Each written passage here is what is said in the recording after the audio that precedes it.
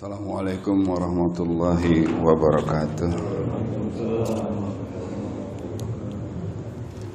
Alhamdulillahirabbil alamin wassalatu wassalamu ala asyrofil anbiya'i wal mursalin wa ala alihi washabihi ajmain, amma ba'du.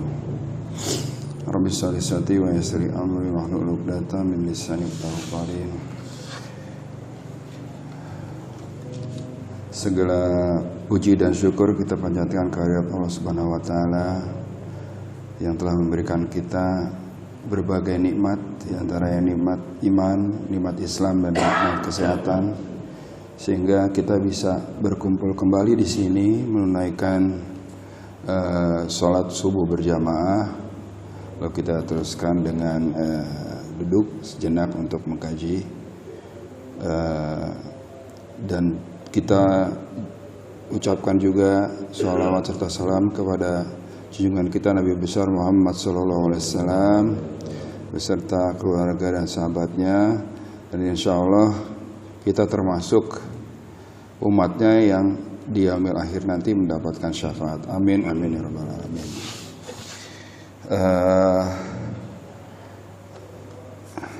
Pagi ini yang sedikit akan saya share adalah mengenai empat karakteristik dunia yang fana menurut Al-Quran. Jadi sebagaimana kita tahu,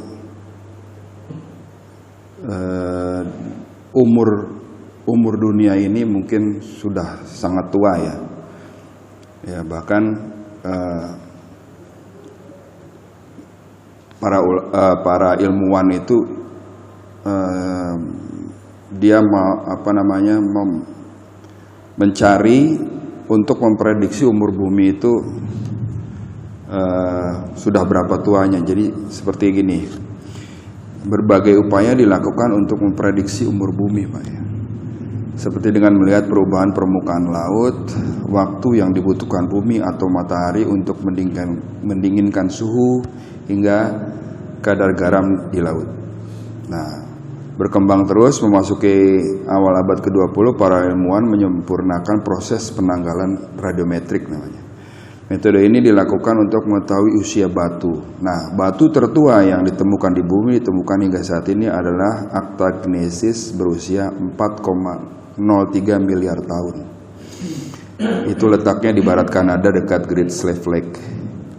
Penelitian pada batu-batuan kuno aja nggak cukup, sebab batu-batu yang berumur lebih dari 3,5 miliar tahun juga dapat ditemukan di hampir semua benua. Jadi bisa kita tahu batu yang paling tua aja yang ditemukan itu umurnya 4,03 miliar tahun. Bisa kebayang bumi itu umurnya udah berapa ya. Dan melalui berbagai informasi, metode, dan objek penelitian, para ilmuwan telah dapat menyimpulkan usia bumi sekitar 4,54 miliar tahun dengan rentang kesalahan 50 juta tahun. Jadi dari informasi yang sedikit itu kita bisa tahu bahwasanya umur bumi ini udah sangat tua, ya kan? Nah, terus ada beberapa ustadz yang menyampaikan, ada hadisnya, saya juga kurang ini ya, yang menyatakan bahwa umur umat Nabi Muhammad itu sampai dengan 1500 ya tahun gitu ya. Nah, kenapa disebutkan kita termasuk umat akhir zaman gitu? Karena dengan diturunkannya Rasulullah itu kan Khatamul Anbiya ya, penutup daripada Nabi. Dari saat itulah istilahnya counternya akhir zaman itu udah mulai jalan gitu, ya kan? Nah, jadi akhir daripada umur bumi itu udah mendekati kemungkinan ya, wallahu a'lam bishawab ya. Nah, kita termasuk orang-orang yang berada pada katakanlah akhir zaman gitu. Kita nggak tahu sampai kapan bumi akan terus begini dan kapan istilahnya waktunya udah habis gitu ya. Nah, di dengan begitu kita apa yang sudah dengan waktu yang segitu lamanya gitu, apa yang udah kita berbuat gitu untuk istilahnya bekal kita kalau misalnya bumi ini selesai, hidup kita selesai, nah bekal kita tuh apa gitu ya. Jadi bahkan Allah berfirman di surat Al-Asri ya, wal asri ya kan, demi masa sesungguhnya manusia dalam kerugian kecuali orang-orang yang beriman dan mengerjakan kebajikan serta saling menasihati untuk kebenaran dan saling menasihati untuk kesabaran. Ya kan? Jadi di situ dijelaskan bahwasanya waktu demi masa gitu ya. Waktu yang sudah sebegitu lamanya seperti kita tadi tahu bahwa umur bumi itu 4,54 miliar tahun gitu ya. Sampai kapan kita nggak tahu. Nah, dihabiskan untuk apa gitu. Waktu yang segitu banyaknya sesungguhnya manusia dalam satu kerugian. Kenapa? Kalau dia tidak memanfaatkan waktu itu gitu. Makanya disebut sini kecuali orang-orang yang beriman dan mengerjakan kebajikan serta saling menasihati untuk kebenaran dan saling menasihati untuk kesabaran. Tawassaw bil haq wa tawassaw bis sabr ya. Jadi sungguh sangat rugi bagi manusia yang tidak dapat memanfaatkan waktu yang singkat di alam dunia ini untuk dijadikan modal bagi kebahagiaan abadi kelak di akhirat. Jadi rangkaian hidup kita itu panjang ya. Kemarin saya dapat broadcast ada gambar itu perjalanan hidup manusia gitu. Ada beberapa titik dan kita baru pada sampai titik ketiga, ya kan? Nah di situ dalam rangkaian kehidupan panjang yang manusia akan lalui, telah kita lalui kehidupan dua alam. Yang pertama alam roh, kedua alam rahim. Kemudian kita sedang melalui alam dunia. Nah setelah itu kita akan lalui alam barzah dan alam mahsyar dan seterusnya. Hanya kehidupan di alam dunia yang nanti akan menjadi modal untuk kebahagiaan abadi di akhirat kelak. Jadi yang sekarang kita berada pada saat ini, kehidupan dunia ini, itu memang dikhususkan kalau bagi orang-orang yang beriman untuk sebanyak-banyaknya cari bekal untuk kehidupan yang abadi. Nah, yang saya akan share di sini adalah karakteristik dunia yang sedang kita lalui ini. Menurut Quran itu bagaimana? Jadi ada 4 Pak karakteristik dunia yang fana ini menurut Al-Quran. Yang pertama adalah dunia itu pendek waktunya. Ya.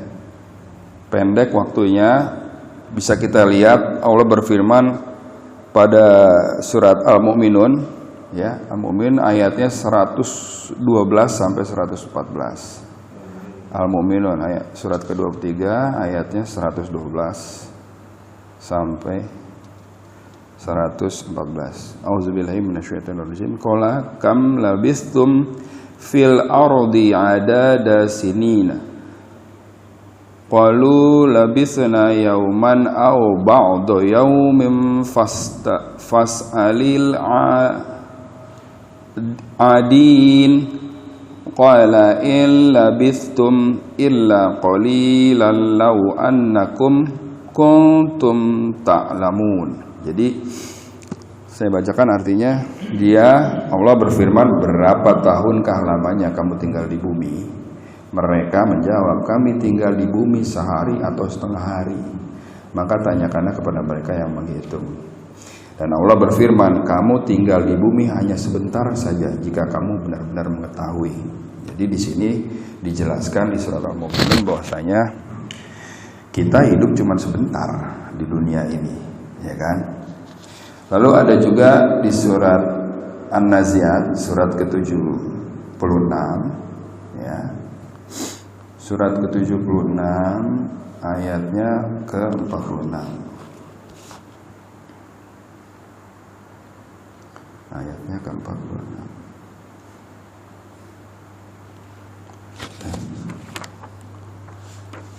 Saya bacakan aja artinya. Ayatnya ke-4. Surat An-Nazi'at. Surat An-Nazi'at. Saya bacakan artinya aja Pak ya. Pada hari mereka melihat hari berbangkit itu, mereka merasa seakan-akan tidak tinggal di dunia melainkan sebentar saja di waktu sore atau pagi. Ya. Terus di surat Yunus juga, Yunus ayat 45. Dan ingatlah akan hari yang di waktu itu Allah mengumpulkan mereka merasa di hari itu seakan-akan mereka tidak pernah berdiam di dunia hanya sesaat di siang hari. Di waktu itu mereka saling berkenalan, sesungguhnya rugilah orang-orang yang mendustakan pertemuan mereka dengan Allah dan mereka tidak dapat petunjuk. Jadi waktu itu dia manusia berpikir, wah kita hanya hidup cuman sesiangan aja gitu, ya kan? Artinya apa di sini? Kita hidup di dunia ini cuma sebentar. Kalau kita bisa tahu, biasanya kalau di masyarakat tuh ada istilah tahu-tahu ya. Tahu-tahu udah gede, tahu-tahu kok kemarin saya masih melihat anak saya masih kecil, sekarang udah lulus kuliah, udah kerja gitu. Kemarin masih ngelihat tempat di Pamulang ini masih sepi, tiba-tiba sekarang udah rame gitu. Jadi tiba-tiba tahu-tahu gitu, nggak kerasa waktu. Nah, dengan kita nggak kerasanya waktu itu menunjukkan bahwasanya waktu itu cepat berlalu gitu, ya kan? Jadi dunia itu pendek waktunya gitu. Tiba-tiba kemarin kita lihat anak kita masih bayi, sekarang udah gede gitu, ya kan? Sekarang udah punya anak lagi gitu, kayak kalian begitu ya. Nah itu yang pertama, dunia itu waktunya pendek. Yang kedua, dunia itu tempat main-main dan senda gurau, kesenangan yang memperdaya. Jadi Allah berfirman di surat Al-An'am ayat 32. Dan auzubillahi minasyaitonirrajim, dan tiadalah kehidupan di dunia ini selain dari main-main dan senda gurau belaka, dan sungguh kampung akhirat itu lebih baik bagi orang-orang yang bertakwa. Maka tidakkah kamu memahaminya? Jadi kalau kita tahu di sini dijelaskan bahwasanya ayat ini menjelaskan di dunia ini tempatnya main-main dan senda gurau. Kenapa? Karena itu tadi, pertama waktunya pendek, ya kan, terus ada berbagai macam istilahnya berbagai macam yang kita temui gitu loh di dunia ini. Nah, kalau kita mensikapinya itu dengan mengikuti apa yang kita mau, mengikuti hawa nafsu, tidak mencari bekal untuk akhirat, maka itu sama juga dengan main-main sama senda gurau aja, ya kan?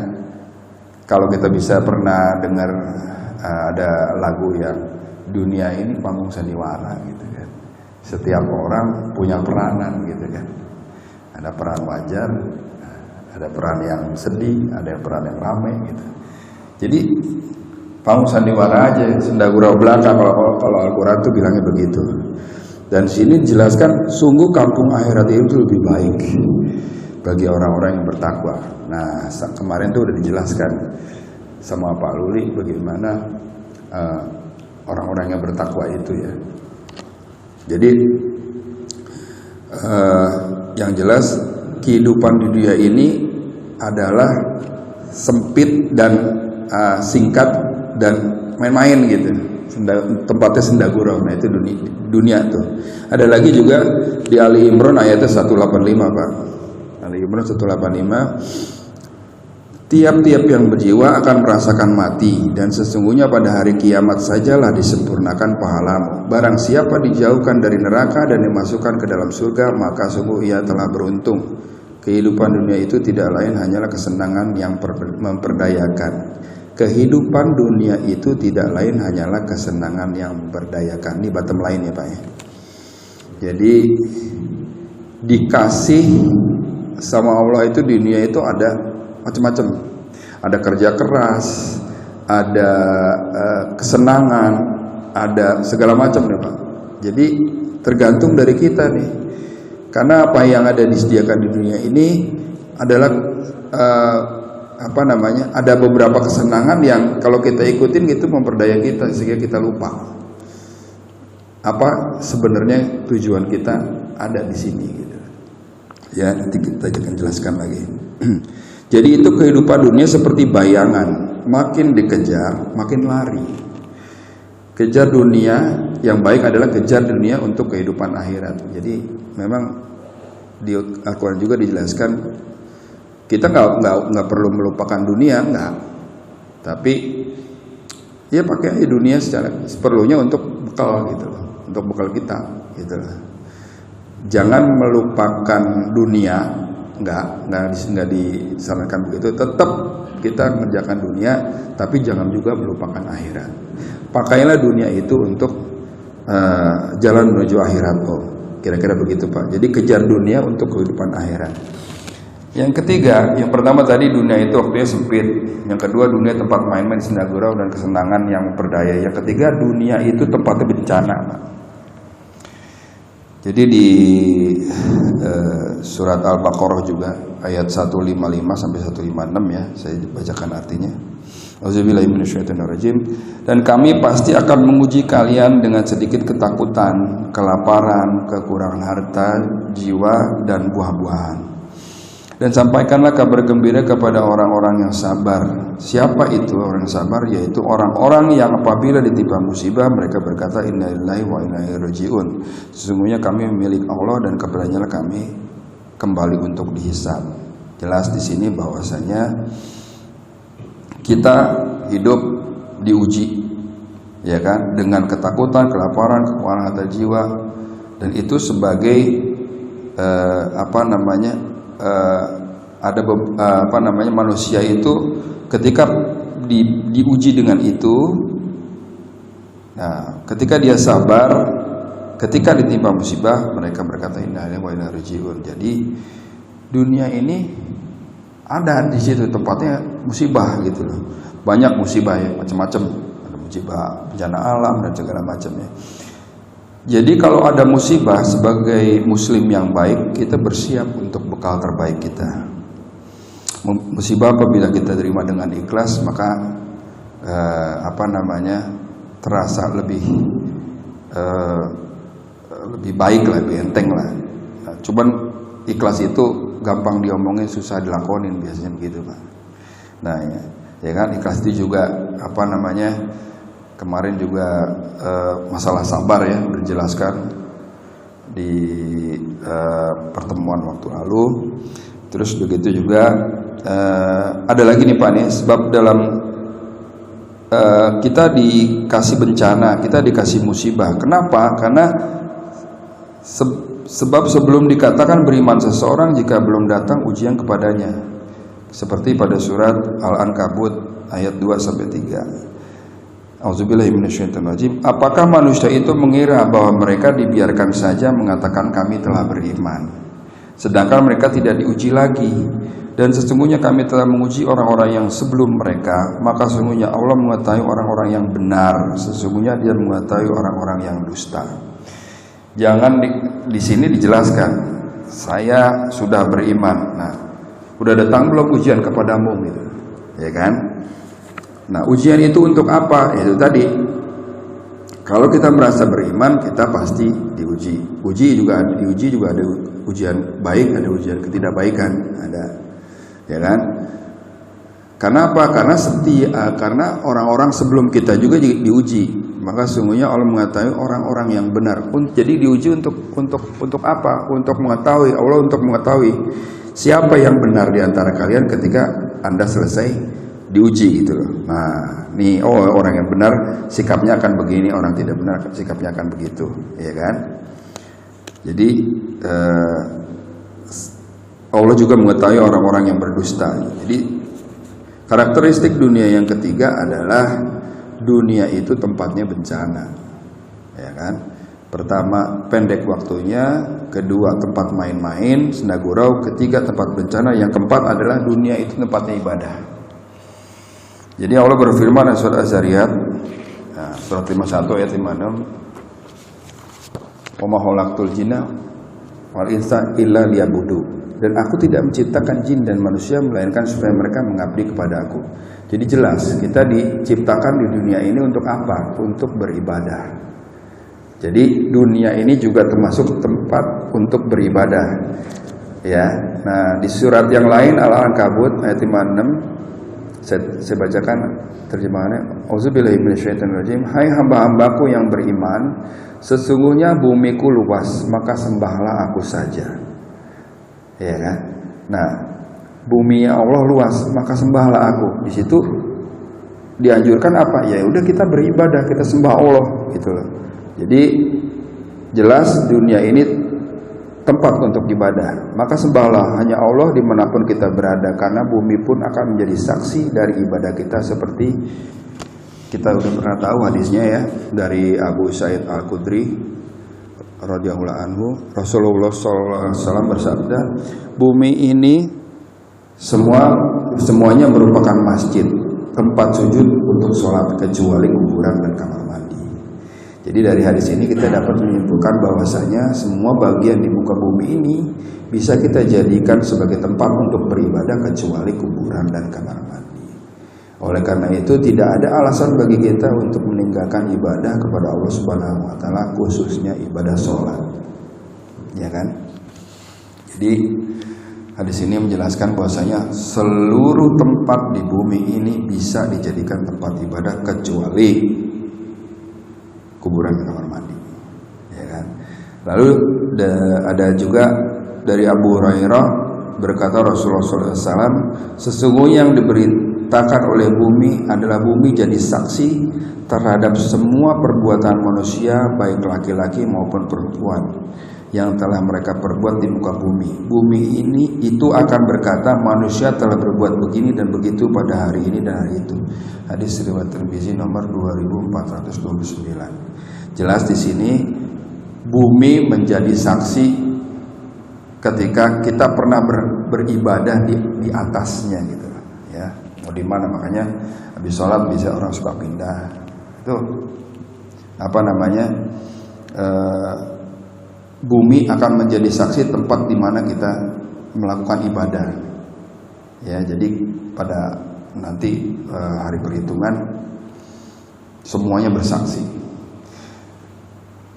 Kucing yang kita kasih makan, ya kan, jari, tangan, semua bersaksi. Kemana kita pakai, kemana kita jalan. Terus sudah gitu, bumi juga bersaksi. Ini orang ini pernah loh sholat di sini, gitu, di bumiku gitu. Jadi makin banyak kita sholat di mana-mana, maka bumi itu akan bersaksi. Jadi boleh kita katakan dunia itu tempatnya menanam, panennya di akhirat gitu. Jadi jangan mengejar sesuatu yang akan ditinggalkan, yaitu dunia, dan jangan meninggalkan sesuatu yang akan kekal, yaitu akhirat. Ya, jadi 4 karakteristik dunia yang fana ini menurut Al-Quran. Yang pertama, dunia itu pendek waktunya, udah kita lakukan apa aja di bumi ini, ya kan, untuk bekal kita di akhirat. Yang kedua adalah dunia itu emang tempatnya main-main gitu. Ya kan, kita kerja, kita usaha, begitu kita fokus hanya di situ, nggak ada tujuan akhiratnya, udah dianggapnya kita main-main, ya kan. Kenapa? Karena pendek waktunya. Segini yang disediakan oleh Allah. Nah, kamu pinter-pinter deh, bekal apa yang sudah kamu buat. Kita kerja sesuai dengan tuntunan, ya kan. Kerja itu kita jadikan ibadah. Nah, itu adalah hal yang terbaik. Kerja dijadikan ibadah, ya kan, silaturahmi segala macam, ya kan. Yang ketiga adalah dunia tempat bencana. Pasti setiap orang itu diberikan cobaan, itu cobaan yang enak maupun kagak enak gitu. Ya kan, tergantung dari kita sekarang dikasih cobaan bagaimana sikapnya gitu. Nah, Al-Quran telah mengajarkan bagaimana ketika kita diberikan bencana. Al-Quran telah mengajarkan bahwasanya kita terima dengan ikhlas, kita ucapkan inna lillahi wa inna ilaihi raji'un segala macam. Ujian juga tidak, itu tadi nggak dikatakan beriman ketika orang belum diuji gitu. Saya beriman gitu, udah datang belum ujian kepadamu gitu. Ujiannya macam-macam tadi, dengan yaitu tadi dengan kelaparan, kurang harta, kecemasan dan segala macam. Yang ketiga adalah dunia tempat ibadah. Jadi tadi 4 tadi itu kita pegang untuk supaya sempurna bekal kita di dunia. Ya. Kira-kira hiduplah selayaknya menunggu waktu sholat. Nah ini saya pernah di ngobrol sama Pak Ustadz Rahmat. Coba deh pantau. Hidup itu layaknya seperti nungguin sholat. Dari sholat ke sholat. Sholat subuh selesai, sambil nungguin sholat zuhur kita kerja. Gitu. Jangan dibalik. Sholat zuhur ke sholat asar, sambil nungguin sholat asar kita istirahat. Gitu. Atau kita lakukan apa yang terbaik. Begitu seterusnya. Isya menunggu subuh, ya kan? Kita lakukan apa? Misalnya istirahat, kita ada ngaji, ada apa? Gitu. Jadi hiduplah layaknya ketika kita menunggu waktu sholat. Dari sholat ke sholat, sholat ke sholat, sholat ke sholat. Jangan dibalik, karena kalau dibalik biasanya kita kelewatan, Pak ya. Ya kan? Begitu kita sibuk sama dunia, nah, sholatnya geser. Itu biasanya seperti itu. Bahkan ada beberapa orang yang ditanya, wah lu gua nggak sempet gitu. Jangan begitu, dibalik. Ibadah dulu, baru kerja. Gitu. Kira-kira begitu Pak. Kira-kira itu aja yang bisa saya sampaikan. Mungkin ada yang mau menambahkan atau ada yang mau ditanyakan. Enggak, silakan. Iya, iya Pak. Assalamualaikum warahmatullahi wabarakatuh. Waalaikumsalam warahmatullahi wabarakatuh. Masalah ini, usia dunia ini memang sangat singkat, tapi itu tidak kita rasakan dalam kehidupan kita sehari-hari. Jadi makanya tadi sampaikan tahu-tahunya ini, gitu kan? Iya betul Pak. Mungkin untuk kita merasakan bahwa dunia ini memang singkat tuh di zaman yang sekarang ini serba canggih, sosial media, ya coba kita komunikasi atau apa dengan saudara atau teman kita yang masih kita punya kontak ya Pak, teman kita waktu kecil. Apakah mungkin kalau ada teman TK mungkin yang dulu kita pernah mungkin ada yang di sekolah TK, teman SD, SMP. Nah, kalau kita komunikasi dengan dia pasti pertanyaannya kan, anakmu udah sudah cucu udah berapa? Terbayang semua peristiwa masa kecilnya. Langsung kayaknya baru kemarin ya. Nah, itu. Jadi kalau kita udah segini ya, udah usia dan 60-an. Padahal rasanya kita main dulu. Iya. Baru kemarin. Jadi saya komunikasi dengan teman saya yang sudah jadi ketua KONI di tebing tinggi sana ya, di tebing tinggi Sumatera Utara. Nah, itu main bola dulu waktu kecil. Chinese ya. Tapi memang orang tuanya pengusaha ya, jadi modalnya dari orang tuanya bola kayak apa, jadi gitu. Udah dia udah malas ya sekarang. Bapaknya ini ibunya Batak Nasrani. Jadi alhamdulillah dia setelah kuliah di Jogja, dia memperhatikan lingkungan kos itu. Nah itu tertarik setelah kembali dia sempat di Jakarta, kembali ke sana ke Medan, langsung dia di sana sadar ya. Jadi kalau ngobrol peristiwa masa kecil itu, jadi ya baru rasanya baru kemarin. Baru kemarin. Iya. Nah itu tahu-tahunya tadi. Tahu-tahu udah gitu. Tahu-tahu udah gitu. Iya. Jadi kemudian yang kedua apa tadi ya? Jadi lupa. Iya. Apa Pak Jul? Seperti Pak Jul bilang tadi ya, tahu-tahu itu menandakan bahwa waktu itu cepat berlalu. Gitu. Betul, Pak, diingat lagi. Ya, jadi bisa kita lihat bahwasanya waktu itu cepat. Dari mana kamu tahu? Itu kemarin belum ada gedung di sini, tiba-tiba udah ada, gitu, ya kan? Dulu kemarin kita masih main bola, tiba-tiba sekarang udah punya anak, udah punya cucu, gitu. Nah, pemikiran adalah, udah segini lama kita tinggal di dunia. Nah, apa yang udah kita perbuat gitu Pak, yang harusnya bisa kita ambil pelajarannya adalah seperti itu. Ternyata udah lama kita tinggal. Saya kalau kadang ngumpul gitu ya sama saudara gitu, kalau sama-sama seumuran, sama-sama tua mah nggak berasa Pak. Tapi begitu ada anaknya datang, ini kemarin masih kecil kan gitu. Berarti kita udah tua banget nih kan gitu. Kayak seperti gitu. Terus tiba-tiba apa yang udah kita perbuat, ngapain aja gue ya? Itu Pak. Ya. Makin sering kita dengarkan tausiah, kultur kayak gini, ceramah-ceramah, kita makin makin diberi pengertian yang tinggi gitu. Kita nggak mau menyia-nyiakan waktu yang diberikan oleh Allah. Intinya itu Pak. Jadi ya begitu tadi, itu nggak kerasa itu. Tiba-tiba udah begini gitu. Kadang kita kalau misalnya dari segi dunia ya, kita sama-sama tahu dia gimana bandelnya lagi SMA misalnya, tiba-tiba sekarang pengusaha besar. Dia jadi pengusaha besar nih. Kemana aja gue ya gitu kan gitu. Itu kalau ukurannya dunia gitu. Tapi kalau ukurannya akhirat, wah udah kayak begini nih, kita udah sampai mana nih, ya kan? Hafalan kita sampai mana? Udah haji apa belum? Segala macam seperti itu. Jadi dibalikin lagi kita. Kira-kira itu ada yang menambahkan Pak? Yang kedua lagi. Gimana Pak? Ini masalah kesaksian. Bumi ya. Kecuali tadi kamar mandi dan kuburan. Ini juga yang mungkin kita kadang-kadang suka kalau sholat itu sholat sunnah, geser, pindah. Ya. Milih senti tempat yang kita injak itu nanti insya Allah menjadi saksi. Yeah. Nah ini juga mengingatkan saya juga kadang-kadang ya kira-kira keliru ini.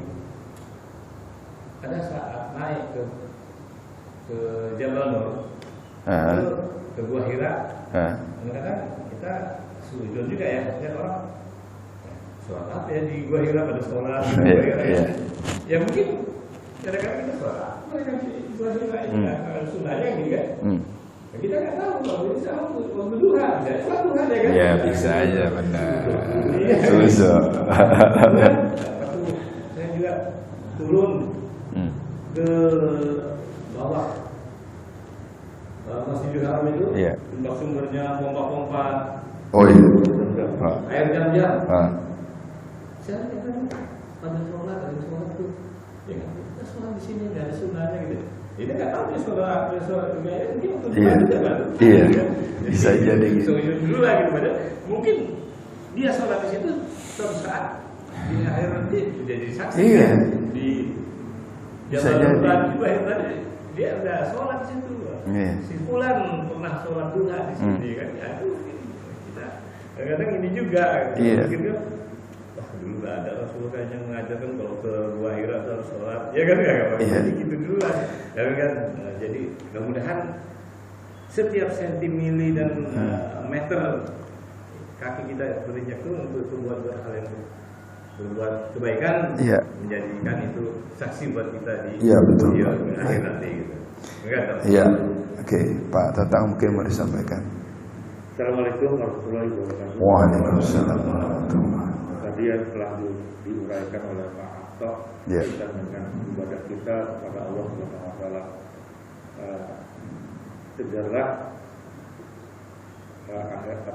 dunia ini kita boleh kejar dan jangan lupa dengan akhirat. Iya, betul. Tapi kalau saya akan saya balik, kejarlah akhirat, dunia pasti akan dapat. Iya. Kalau saya akan kejar dunia saya, akhirat saya, nanti akan datang dunia itu akan masuk. Yakin bahwa kita mengejar akhirat, dunia pasti dapat. Iya. Kalau kita mengejar dunia, belum tentu dapat akhirat kita. Kalau saya katakan. Yeah. Dan berkaitan dengan tadi orang kadang-kadang suka lupa, kadang-kadang sudah dapat harta, jabatan dan tahta sudah seperti kayak Fir'aun. Ya. Sekarang ini banyak Fir'aun muda, Fir'aun kecil, ya. Seperti sultan kecil yang aku bukan sultan. selalu begini-begini tapi divideokan, itu kan udah suatu kerjaan bagi dia. Iya, iya. Tapi di sini ada di surat Al-Qiyamah. Al-Qiyamah. Nah, Al-Qiyamah, ya, Bismillahirrahmanirrahim. Inna al-ilmu dari yaumil qiyamah. Di sini Allah tuh bersumpah demi hari kiamat. Iya. Ya kan? Demi hari kiamat, wala uqsimu, dan aku bersumpah demi jiwa yang selalu menyesali. Nah, ya tadi banyak manusia-manusia ini yang jiwanya nanti akan menyesali. Ya, kenapa menyesali? Ya tadi dia tidak berbuat amal ibadah seperti apa yang diperintahkan oleh Allah. Iya. Seperti tadi kita sholat tidak, itu kan sebagai bukti bahwa kita telah melakukan sholat ibadah seperti itu. Jadi pada Allah. Ya. Terus yang kedua, mungkin saran dari saya, kalau kita ini misalnya zikir, pergunakanlah jari jemari kita. Iya. Karena nanti di sini jemari kita ini akan bersaksi. Dulu saya pernah jari-jari saya ini beribadah. Iya. Beribadah itu berbicara nanti. Nanti kan kalau di hari kiamat itu kan, menurut kiamat ini surat Al-Qiyamah ini semua dikunci sama Allah. Iya. Semua mulut dikunci sama Allah. Dia yang berbicara kan tadi. Ya, mata berbicara, kuping berbicara, tangan berbicara, kaki itu berbicara. Maka itu kita harus bisa menjaga seluruh anggota badan kita agar nanti dia bisa bersaksi bahwa badan kita ini dibawa ke jalan menuju Allah. Sehingga kita terlepas daripada siksa dari Allah SWT. Iya. Baik. Ya, apalagi sekarang kita akan mendengar suatu kesombongan, ya, ada suatu kepala negara yang sombong sekali menurut saya. Kiamat itu urusan Allah. Tapi kalau negara mau kiamat duluan, saya siap. Itu ada suatu kesombongan. Dia lupa dengan Allah itu. Subhanallah. Ada seperti itu. Iya. Kalau misalnya negara A mau kiamat duluan, ya saya siap akan mengkiamatkan. Tapi kiamat itu urusannya Allah. Yeah. Itu kan ada suatu kesombongan bahwa dia lupa bahwa Allah itu maha penguasa. Gitu. Urusan kiamat urusannya Allah. Urusan Allah. Yeah. Ada surat Al-Qiyamah. Iya. Mungkin itu saja dari tangan Yeah. saya. Ya, Assalamualaikum baik. warahmatullahi wabarakatuh. Waalaikumsalam warahmatullahi wabarakatuh. Jadi mengenai tadi yang Pak Jul sampaikan, bumi ini akan menjadi saksi di mana tempat kita ibadah, di mana aja bisa kita jadikan tempat ibadah. Tapi memang kita ada rambu-rambunya ya Pak ya, untuk bisa menjadi tempat kita buat beribadah, buat sholat. Tentunya ya harus bersih tempatnya, ya kan? Nah memang misalnya kita dalam satu perjalanan, tiba-tiba masuk waktu sholat, kita minggir, kita sholat. Kan ada tuh kayak kemarin sempat viral, tentara Chechnya sholat, lagi dia patroli gitu.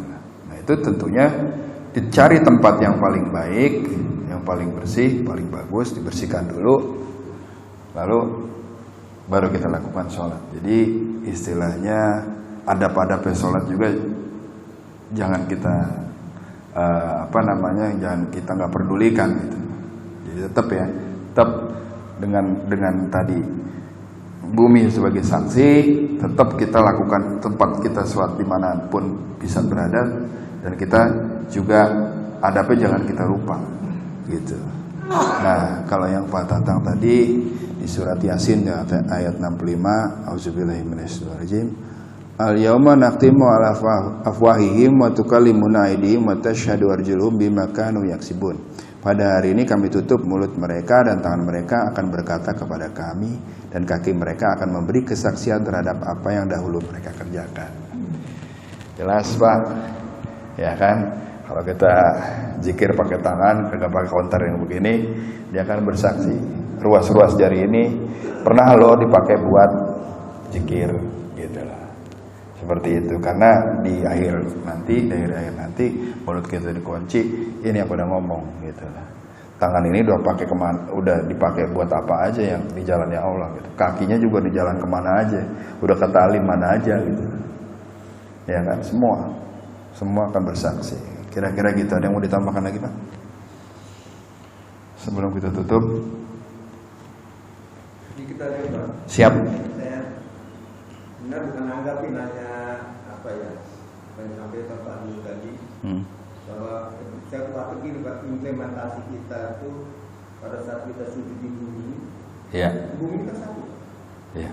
tidak ada bumi kirian, tidak ada bumi mata-mata. Jadi saya sujud sini, saya sujud di sini sama saja, bumi Sama. akan satu. Ya. Jadi implementasi kita itu jangan sampai seolah-olah saya sujud di sini, beda sama saya sujud di sana. Ya. Jadi mana pun kita sujud, Ya. bumi akan jadi satu. Jadi implementasi kita jangan seolah-olah bahwa sunat harus pindah. Gitu. Iya. Jadi supaya dia tidak terkesan bahwa kalau memang itu benar, saya bisa sholat jalan. Iya. Itu kan dari saksi di jalan. Iya. Tapi intinya pada saat berjalan ke masjid, bumi akan jadi saksi. Bisa. Mengertikan Gitu. bukan Ya. sujudnya. Ya, itu tadi. Kalau itu yang dimaksud, saya bisa sujud di masjid kayak di jalan, bumi akan jadi saksi. Jadi itu hanya ini ya apa? Ditarik sama tukang ini. Iya. Ya itulah pengertiannya. Maksudnya ya dunia. Kedua, kalau tadi Pak Anto bilang bumi ini kan sudah 40. Ya 4 miliar tahun. Itu lama Pak. Lama. Sementara kehidupan itu yang pendek. Itu dia. Tidak ada relasinya. Kehidupan kita yang singkat. Singkat. Tahu-tahu meninggal. Iya. Bumi ini 4,2 4 miliar tahun. Nah hidup kita ini 0,00. Nah, iya. Jadi 0,0% itu tidak sajalah akhirat dunia akan mendapat. iya, betul. Jadi kalau masalah waktu itu juga dijelaskan di Al-Quran. Kamu hidup berapa lama? Kalau hitungannya akhirat, paling cuma berapa menit, Pak, kan begitu. Ya. Jadi nggak ada sehari. Sehari itu hampir 1000 tahun. Tanam gitu. Nah, kita dikasih waktu yang segitu singkatnya, maksudnya seperti itu. Dikasih waktu yang segitu singkatnya. Jadi bumi yang sudah tua tadi itu menjadikan istilahnya bahan pikir kita, Pak. Bumi ini udah tua, bentar lagi bubar nih gitu. Nah, Anda sekarang lagi ada di situ, pakai gitu loh. Bagaimana caranya pakai itu tadi? Kita anggap dunia ini sebagai apa gitu, sebagai tempat ibadah, kita pakai gitu. Dan tadi kan Bapak sampaikan benar, bumi ini satu, ya kan? Kita bisa sujud di mana? Tapi tadi saya jelaskan tadi, jangan juga menafikan syarat-syarat atau adab-adab sholat, kudu bersih, kudu ini segala macamnya kemana, ya kan? Bahwasanya bumi ini akan bersaksi, termasuk tadi langkah kita ke masjid segala macamnya. Kita mau ke taklim, jalan kaki misalnya, semua jadi saksi. Bumi ini jadi saksi. Jadi keimanan kita itu bisa dipertanggungjawabkan. Nah, kenapa? Saksinya banyak, gitu kan? Anggota tubuh jadi saksi, ya kan? Tempat jadi saksi, ya kan? Kayak di Inggris kan Pak, Inggris gereja, bekas gereja dijadikan masjid. Ya. Berguna musola. Betul. Itu bisa. Dan di Amerika juga banyak tuh, Pak. Saya ada guru saya diundang taklim di sana, roadshow beberapa kota di Amerika. Dia bilang di Amerika itu begitu Islam itu katakanlah ditekan, itu makin banyak yang nyari gitu. Kenapa sih sampai begini banget? Begitu dia cari, dia dapat hidayah, makin banyak. Nah, makin banyak orang Islam istilahnya mualaf di sana, tempat ibadahnya makin dikit. Akhirnya apa? Gereja makin sepi. Nah, akhirnya dibeli gereja itu. Gereja dibeli, itu kan, dialih fungsikan gitu. Menjadi masjid itu banyak, di Inggris juga banyak. Jadi memang fenomenanya di beberapa negara Eropa juga begitu, Pak. Ya kan, contohnya di Jerman itu hampir 1.000 orang satu tahun convert ke Islam gitu, jadi mualaf. Nah dengan banyaknya orang yang mualaf gitu, tempat ibadahnya kan kagak cukup tuh Pak. Nah itu dia. Di Australia juga orang-orang kita kumpul, orang-orang Indonesia nih Pak, beli satu gedung terbengkalai, direnovasi menjadi masjid, jadi mushola, kayak gitu. Ya, satu lagi Pak. Ya. Kayak kalau di mall ya Pak. Iya. Di mall Jumatan tuh tempat parkir bersih. Iya. Menggunakan sholat saya kadang kalau sholat Jumat di mall kadang-kadang hati saya juga tuh agak sedikit Iya. ragu ya, apa iya gitu loh. Ya. Itu gimana kira-kira? Jadi gini, saya kebetulan tempat kerja saya kan bikin mall, bikin apartemen. Itu aturan dari Pemda, pemerintah daerah itu harus menyediakan tempat untuk ibadah sekarang, untuk masjid, untuk mushola gitu. Mungkin belajar dari mal-mal atau bangunan-bangunan yang udah berdiri dan tidak menyediakan tempat untuk ibadah, maka keluarlah peraturan daerah. Anda kalau mau bangun mesti ada sekian kali sekian meter untuk ibadah. Maka bangunan-bangunan baru sekarang itu masjid ada Pak. Mal-mal baru nih, Bapak lihat aja sekarang. Mal-mal baru pasti ada tempatnya masjid dan bagus. Nah kalau kita lihat dulu, kayak saya pernah dulu di Ambasador, itu kan nggak ada tuh Pak, nggak dikasih tempat. Tapi dikasih tempat untuk jadikan musola. Pas saya sholat di situ Pak, itu di atas saya pipa pembuangan Pak. Iya, biasanya gitu. Tempatnya pasti minggir-minggir, mojok-mojok gitu. Saya lihat, masya Allah, gitu. Begitu saya sholat gitu, suasananya panas gitu. Kenapa ya? Karena nggak disediakan untuk khusus beribadah. Tapi kalau bangunan-bangunan yang sekarang, seperti yang saya bikin dulu, yang kemarin itu di Ion Mall di Sentul, itu mereka concern di situ. Tiap lantai harus ada musola dan harus bagus Pak. Di dalamnya saya ngelihat, wah ini boleh nih, tempat ini bagus. Ya artinya sudah bergeser dan sudah berubah ya. Itu ya. Kebetulan saya kecimpung di situ, saya lihat, dulu kayaknya terpinggirkan gitu, sholat jauh gitu kan. Padahal hampir pegiat ekonomi di situ umat Islam katanya, hampir banyak yang umat Islam, sekitar mungkin 70-75% gitu kan. Nah sekarang enggak, itu peraturan daerah enggak. Kalau Anda mau dapat izin membangun harus ada begini. Wah, jelas Pak. Alhamdulillah sih. Sekarang kita tidak hanya di Jakarta ya, di Jawa Barat ya, saya rasa di semuanya udah begitu. Hampir di seluruh kota-kota besar ya, pasti harus ada ya. Iya, ya kayak bangunan lama, kayak misalnya saya tinggal di Kalibata, ada Kalibata Mall. Nah, itu kalau sholat tempat parkir Pak. Tapi di tempat parkir itu ketika dia mau sholat, dia kan ada musolahnya itu. Hanya kalau sholat Jumat di musola kan nggak menampung, maka dibebaskanlah itu lahan parkir. Jadi begitu mau masuk waktu sholat Jumat aja, begitu hari Jumat itu dipagerin Pak, dipagerin dulu, nggak boleh orang parkir di situ. Habis itu dibersihin, baru digelar tuh, terpalnya, karpetnya, segala macam.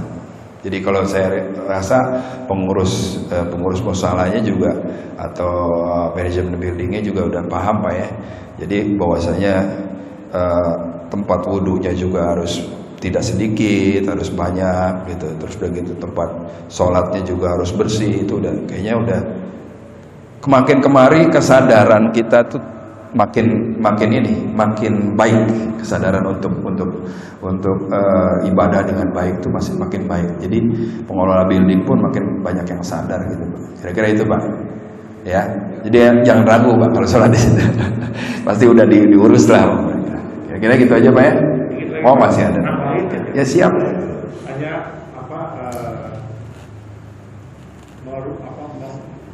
memvisualisasikan bahwa bahwa dunia ini sudah tua. Ya. Seperti kalau kita lihat sekarang nenek-nenek yang diberikan perhiasan macam-macam. Iya. Pakai pula dia udah tua, udah iya. udah. Tapi dia apa? Diberi make up yang sedemikian rupa, dikasih gini apa? Dikasih macam-macam lah. Iya. Dibuat seolah-olah itu dia tuh hebat, kuat. Ya. Seperti sekarang kita lihat kan, kakek-kakek juga udah berdandanannya dandy. Padahal umurnya sudah 80 tahun dan 70 tahun. Nenek-nenek seperti itu. Jadi kita umpamakan bahwa benar bahwa dunia ini sudah tua. Ya. Ada misalnya bahwa tadi Pak Arthur bilang umur dunia ini umatnya Nabi Muhammad itu hanya 1.500 tahun lagi. 1.500 tahun. Sekarang udah 1.400 sekian. 443. Tinggal berapa tahun lagi? Nah itu. 57 tahun lagi. Waktu yang benar ini, sebentar ini, apalagi kita sekarang umur udah berapa? 60, 70, 50. Siap-siap kan?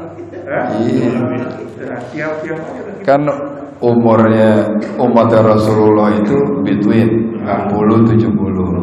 Jadi kalau udah ada yang 70 sekian, bonusnya udah banyak Pak. Gitu, mikir gitu. Jadi ya tadi lagi, marilah kita isi hidup kita ini, sisa dunia ini untuk beribadah pada Allah. Setuju. Jadi tadi dunia ini seperti kayak wanita yang diberi hiasan. Sudah tua diberi hiasan. Tepatnya tua gitu ya. Diberi hiasan sudah lagi gitu. Udah nenek-nenek kan. Iya. Baik. Tetap nenek-nenek, tetap kakek-kakek gitu. Baiklah begitu. Ya, jadi quotes-nya adalah jangan mengejar sesuatu yang akan ditinggalkan, yaitu dunia. Dan jangan meninggalkan sesuatu yang akan kekal, yaitu akhirat. Kira-kira itu aja. Kita tutup kajian kita dengan doa kafaratul majlis. Subhanakallahumma wa bihamdika asyhadu an la ilaha illa anta astaghfiruka wa atubu ilaik. Wabillahi taufiq wal hidayah. Wassalamualaikum warahmatullahi wabarakatuh.